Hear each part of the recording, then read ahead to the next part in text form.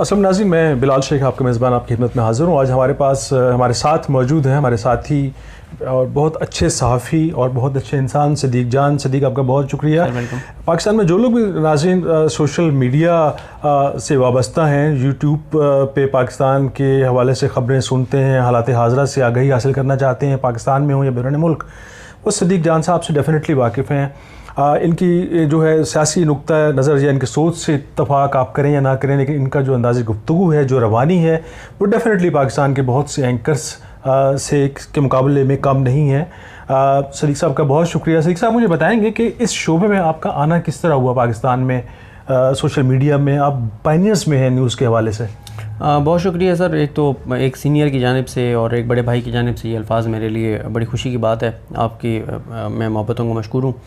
जहाँ तक social media की बात है, मैं 2012-13 से ही ट्विटर के ऊपर एक्टिव था और फिर 2014 में मैं बहुत ज़्यादा एक्टिव रहा, जैसे कहते हैं हाइपर एक्टिव रहा। उसकी वजह ये थी कि 2014 में जब इनकलाब मार्च और आज़ादी मार्च शुरू हुए, तो उस वक्त मैं जॉब कर रहा था पाकिस्तान अवामी तहरीक के जो मीडिया सेल उन्होंने एक बनाया था, और उसमें मॉनिटरिंग कोऑर्डिनेटर के तौर पर वहाँ पे मैं जॉब कर रहा था। तो क्योंकि वो एक पीक का टाइम था, धरनों के दिन थे और एक ऐसी सूरत हाल थी कि हर चैनल पे यही बात थी 24 घंटे, और मैं कोई 8 से 10 चैनल्स थे जिनको जो एक टीम थी मेरे साथ जो काम कर रही थी कि हम उसको मॉनिटर कर रहे थे और उसके नोट्स बना रहे थे और चीज़ें उसको एनालिसिस बना रहे थे और चीज़ें कर रहे थे। उस दौरान फिर ट्विटर पे और ज़्यादा एक्टिव हो गया। फिर वहाँ से ट्विटर पे फवाद चौधरी साहब से रब्ता हुआ। फवाद चौधरी साहब ने मैसेज किया, फिर फवाद चौधरी साहब ने कहा मैं प्रोग्राम शुरू कर रहा हूँ इस पे। उस वक्त फाइनल नहीं था कि किस चैनल पे करेंगे। फिर उन्होंने 92 पे प्रोग्राम शुरू किया, तो मैंने उनके साथ ज्वाइन किया, डॉक्टर फ़ारूक सलीम साहब और फवाद चौधरी साहब के साथ as a social media coordinator. और वहाँ से फिर चलते चलते फिर रऊफ़ क्लासरा साहब की टीम में आ गया, और रऊफ़ क्लासरा साहब की टीम से उसके बाद फिर रऊफ़ क्लासरा साहब की टीम से जब मैंने रिज़ाइन किया, तो उसके बाद फिर हादसाती तौर पे यूट्यूब पे आया और फिर पता चला कि बहुत बड़ी तादाद है लोगों की जो यूट्यूब पे करंट अफेयर्स के प्रोग्राम देखती है, यूट्यूब को देखती है। और जब एकदम से लोगों ने देखा तो फिर वो हौसला अफजाई भी हुई और एक मोटिवेशन भी मिली। और फिर जब मैंने ये शुरू किया तो फिर मैंने बाकी दोस्तों को भी कहा जो लोग कर सकते थे कि आप करें, बहुत दोस्तों को कहा। लेकिन शुरू में बहुत लोगों ने ये समझा कि यार ये बड़ी फजूल सी चीज़ है, और उन्हें लगा कि यार ये तो एक तरह की, मतलब वो कुछ लोग ना अपनी इंसल्ट फील करते थे कि अच्छा अब मुझे लोग कहेंगे कि तुम यूट्यूब पे वीडियोस करते हो। तो लोगों को उस वक्त बहुत से लोगों ने ये कहकर और यूट्यूब पर आने से इनकार कर दिया। लेकिन अब तो ज़ाहिर है तमाम एंकर्स, तमाम सहाफ़ी, तमाम जो सदीक़ जो आपने बताया कि एक ज़माने में सोशल मीडिया को अहमियत नहीं देते थे, लेकिन अब तो ये नज़र आ रहा है कि पाकिस्तान में शायद फ्यूचर में न्यूज़ चैनल्स जो हैं शायद ख़त्म हो जाएं और शायद सोशल मीडिया ही रह जाए। तो आप समझते हैं कि हुकूमत का भी इस सिलसिले में कोई हुकूमत की ऐसी की पॉलिसी है? आपको हुकूमती हलकों के बहुत करीब हैं, और अभी क्या सूरत हाल है पाकिस्तान में सोशल मीडिया की? हुकूमती हलकों के मैं उतना ही करीब हूँ जितना कोई रिपोर्टर होता है। ज़ाहिर है वो इसलिए लगता है कि ज़्यादा करीब, क्योंकि डिजिटल मीडिया के हवाले से हमारी मुलाकातें ज़्यादा रहती हैं डॉक्टर अरसलान खालिद साहब और जो प्राइम मिनिस्टर की टीम है उनके साथ, और इस वजह से लगता है। तो जहाँ तक हुकूमत की पॉलिसी, हुकूमत ज़ाहिर है रूल्स एंड रेगुलेशंस तो बनाने जा रही है, इसके अलावा कोई ऐसी चीज़ नहीं है जो हुकूमत ने के ज़िम्मे हो वो करना चाहे सोशल मीडिया के हवाले से, वो नहीं है। और अज़ान हो रही है तो अज़ान के बाद हम बात करते हैं, इसको हम ये भी रोक लेते हैं। जो आपने हुकूमत की बात की, हुकूमत का इसमें 2-3 चीज़ें हैं। एक तो मैं पहले ये बता देता हूँ कि जो एक बहुत ज़्यादा बात हो रही है कि पता नहीं यूट्यूब चैनल्स पर कोई पाबंदी लगने जा रही है, पता नहीं कोई लाइसेंस होंगे, पता नहीं कोई 50 लाख फ़ीस होगी, एक तो वो ऐसी कोई बात नहीं है। दूसरी जो ये बात, जो रूल्स एंड रेगुलेशंस हैं वो आने चाहिए डिजिटल मीडिया के, हम उसको सपोर्ट करते हैं, वो बहुत ज़रूरी हैं। जिस तरह से सोशल मीडिया शुतर बेमहार हो गया है, कोई पूछने वाला नहीं है, जो मर्ज़ी आप करते रहें, ऐसा भी नहीं होना चाहिए। रूल्स एंड रेगुलेशंस होने चाहिए, हदूद कयूद होनी चाहिए। और तीसरी जहाँ तक बात है, देखें चैनल्स की व्यूअरशिप क्यों कम हो रही है, यूट्यूब चैनल क्यों प्रमोट हो रहे हैं, क्यों लोग ज़्यादा देख रहे हैं? लोग इस वक्त इन्फॉर्मेशन चाहते हैं। इन्फॉर्मेशन वो आज आप चैनल्स देना शुरू कर दें तो लोग दोबारा चैनल्स देखने लग जाएंगे। लोग इन्फॉर्मेशन सुनना चाहते हैं, उस दिन की बड़ी खबरों के ऊपर तफसील से सुनना चाह रहे हैं, कंसर्न लोगों को सुनना चाह रहे हैं। मसला ये है, हाई कोर्ट में एक समाअत होती है नवाज शरीफ साहब के केस की 3 घंटे की, और आप अपने रिपोर्टर को कहते हैं कि 40 सेकंड का बिपर देना है, 1 मिनट का बिपर देना है। 180 मिनट को वो 1 मिनट में कैसे एक्सप्लेन करें?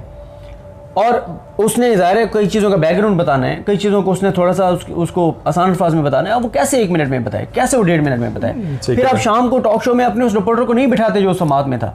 तो जब आप इंफॉर्मेशन चैनल्स वाले नहीं देंगे तो फिर ज़ाहिर है आपकी व्यूअरशिप कम होगी। अच्छा सदीक, आपका तो जो है वो ताल्लुक़ रहा है मीडिया से, आप न्यूज़ के शोबे से वाबस्ता रहे पहले भी किसी न किसी हैसियत में।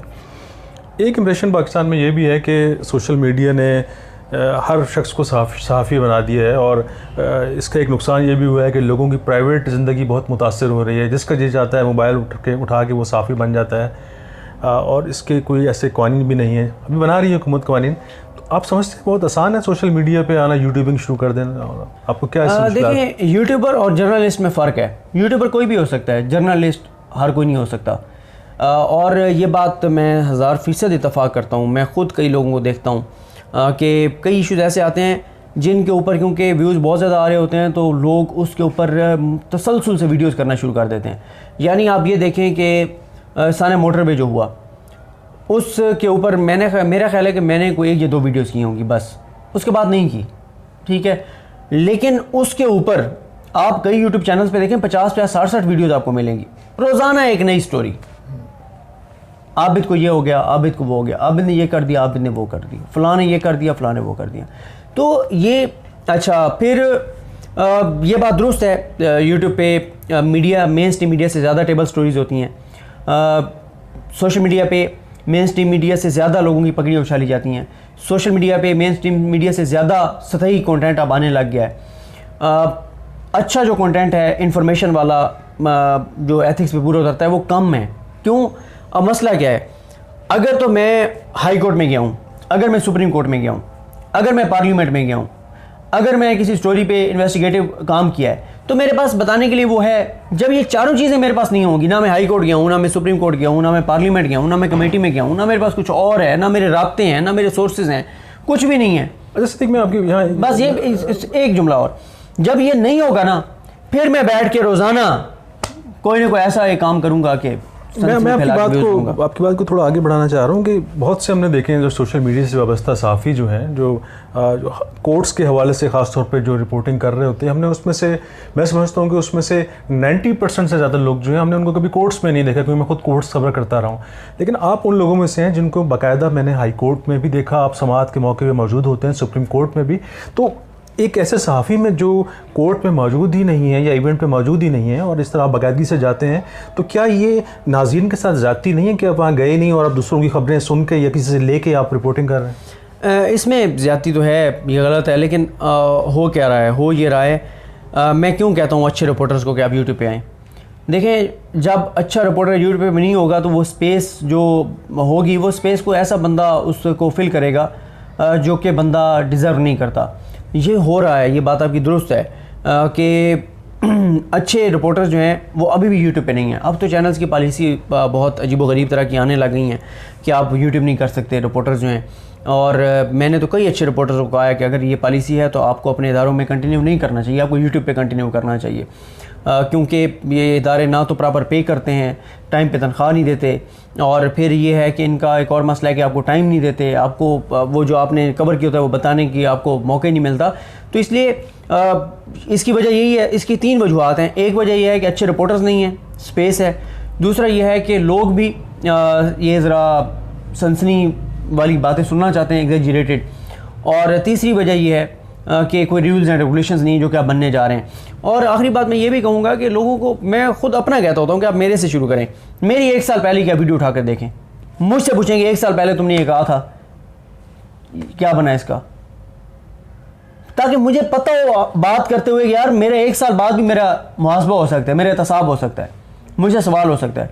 यहाँ पे तो हालत ये है कि मैं वीडियोस देखता हूँ, कानों से धुएं निकलने लग जाते हैं, बड़े बड़े नाम हैं और ऐसी ऐसी वीडियोस करते हैं, बंदा है दंग रह जाता है कि यार ये कर क्या रहे हैं।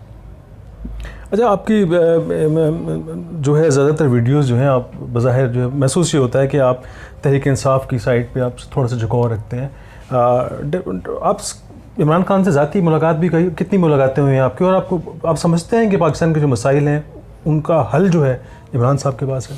देखें, ये इस तासुर की 3-4 वजूहत हैं। इसकी एक वजह तो ये है कि ज़ाहिर है अब अदालतों में इस वक्त केसेस जो हैं वो अगर नून लीग और पीपल्स पार्टी के चल रहे हैं, नवाज शरीफ और आसिफ अली जरदारी के चल रहे हैं, तो उन्हीं पे ही हम बात करेंगे ना। और जब इमरान खान का चल रहा था तो उस पर भी हम बात करते थे, लेकिन उस वक्त ज़ाहिर है मेरा यूट्यूब नहीं था। अच्छा, दूसरी बात इसमें यह है कि ये तासुर क्यों जाता है कि मैं तहरीक इंसाफ की बहुत ज़्यादा कोई साइड लेता हूँ। तहरीक इंसाफ की हुकूमत के ख़िलाफ़ हमारे जो बड़े बड़े नाम हैं एंकर्स, सहाफ़ी, वो आपको और मुझे पता है कि वो क्यों बहुत सारी टेबल स्टोरीज़ करते हैं, झूठी खबरें देते हैं, उसके वजूहात क्या हैं। जब मैं उन ख़बरों की तरदीद के ऊपर वीडियो बनाता हूँ, जब मैं उनकी वजाहत करता हूँ, जब मैं बताता हूँ कि ये बात ऐसे नहीं हुई, जब मैं उनके तज़ादात और उनकी मुनाफ़क़त और उनके दोगलेपन और उनके दोहरे मेयार को एक्सपोज़ करता हूँ, तो लगता है कि मैं हुकूमत की साइड ले रहा हूँ। असल में मैं उन चेहरों को बेनकाब कर रहा होता हूँ जो सहाफ़त के नाम पर जो है वो अपना एजेंडा आगे बढ़ा रहे हैं। तीसरी बात यह है कि मुझे समझ नहीं आती कि जब नवाज शरीफ थे तो बहुत सारे हमारे जो सहाफ़ी जो अब इमरान खान के पीछे पड़े हुए हैं, ये कहते थे कि भाई 5 साल इस हुकूमत को मिले हैं, 5 साल इसको पूरे करने दो। आज मैं उन वाली बात कर रहा हूँ ना, मैं कह रहा हूँ 5 साल पूरे करने दें, 5 साल बाद फैसला हो जाएगा कि इमरान खान क्या कर सका क्या नहीं कर सका। और लास्ट बात यह है, इमरान खान हुकूमत की जिन चीज़ों पे तनकीद होनी चाहिए, यकीन करें उन पे कोई भी तनकीद नहीं करता, कोई भी बात नहीं करता। और हम ये अदालती केसेस से नहीं निकल पाते, हम ये अदालतों से नहीं निकल पाते, क्योंकि उन स्टोरीज़ के ऊपर काम करने के लिए आपको टाइम चाहिए। अब एक इंसानी एक कैपेसिटी है ना कि हम 8 बजे से लेकर 4 बजे तक अदालत में होंगे, फिर आके अपनी वीडियो करनी है, एक अपना आपको तो पता ही ऑफिस बनाए हुए उसके मामलात हैं, फिर बोल जाना है, ये चीज़ें। तो ये सारी चीज़ें, कुछ चीज़ें मैं लिख रहा हूँ, टाइम बिल्कुल नहीं मिलता। वरना इस हुकूमत को अगर आपने इसके ऊपर दबाव बढ़ाना हो तो जेन्युइन इतने इश्यूज़ हैं, उनके ऊपर एक चैनल प्रोग्राम नहीं करता, उसके ऊपर एक एंकर बात नहीं करता, उसके ऊपर एक अखबार बात नहीं करता, उसके ऊपर एक सियासतदान बात नहीं करता, अपोजिशन उसके ऊपर बात नहीं करती। हर कोई अपने एजेंडे के लिए जो है वो फेक न्यूज़ उठा के और हुकूमत पर दबाव बढ़ा रहा है।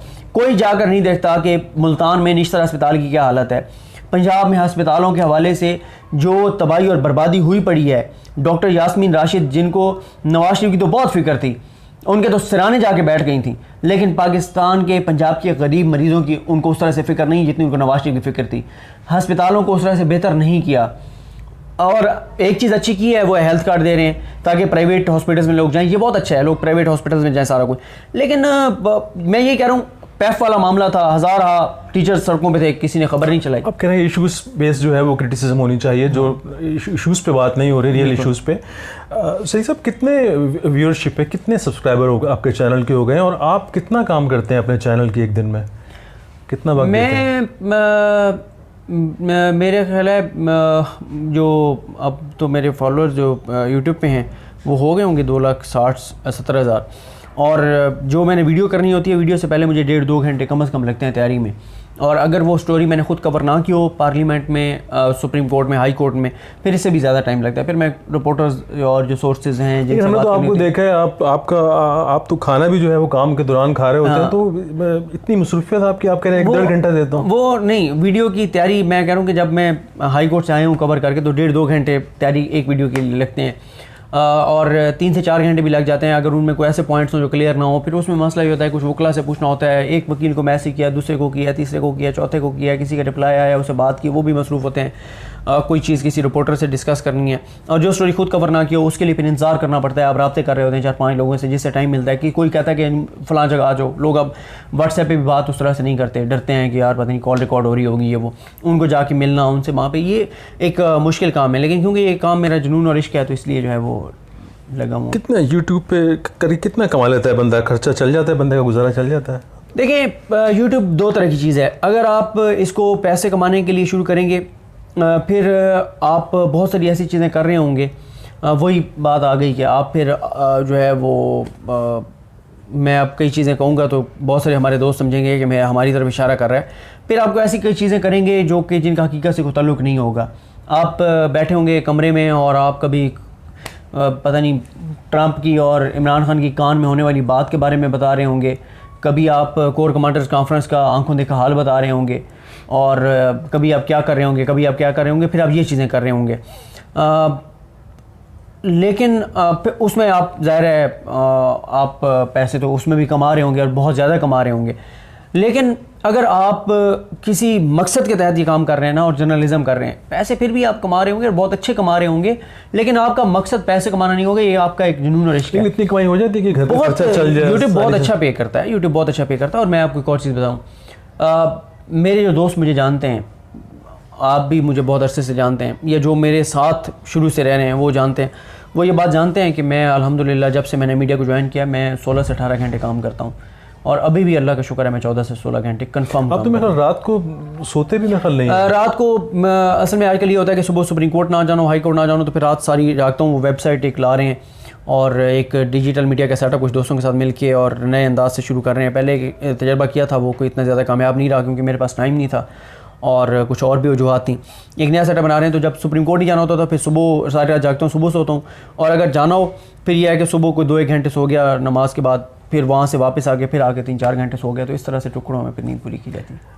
एक चीज़ मैंने और देखी है कि आजकल हमारे सोशल मीडिया पे लोग एक दूसरे से जो इनका चैनल चल पड़ता है दूसरे लोगों से कम ही ताउन करते हैं। जैसे आप से एक दफ़ा जिक्र हो रहा था कि जब आपने शुरू किया तो बहुत कम लोग थे सीनियर्स जिन्होंने आपकी रहनुमाई की और अपनी मेहनत से आगे बढ़े, लेकिन आपको हमने देखा है कि इस्लामाबाद के कई सीनियर जर्नलिस्ट जो आपसे पहले के शोबे में आपने उनके चैनल्स लॉन्च करके बाकायदा दिए हैं, और आप ये किस सोच के तहत आप जो है इतने लोगों को आप आगे बढ़ा रहे हैं? नहीं, मैं सर जी आपको बताऊँ, मैं एक तो ये चाहता हूँ कि जो अच्छे रिपोर्टर्स हैं ना उनको यूट्यूब पे आना चाहिए। मैं उनको मुकम्मल सपोर्ट भी करता हूँ, जितना मेरे से हो सकता है मैं करता हूँ, इसलिए कि अच्छी एक डिजिटल मीडिया की टीम बननी चाहिए। एक तो वजह यह है। दूसरी बात यह है कि ये बड़ी एक अजीब सोच होती है कि मुझे ये लगे कि पता नहीं मैं किसी और यूट्यूबर को प्रमोट कर दूंगा ना तो पता नहीं उसकी इनकम ज़्यादा हो जाएगी, मेरी कम हो जाएगी, ये भी सोच गलत है, या उसकी व्यूअरशिप ज़्यादा हो जाएगी, मेरी कम हो जाएगी, ये बिल्कुल गलत सोच है।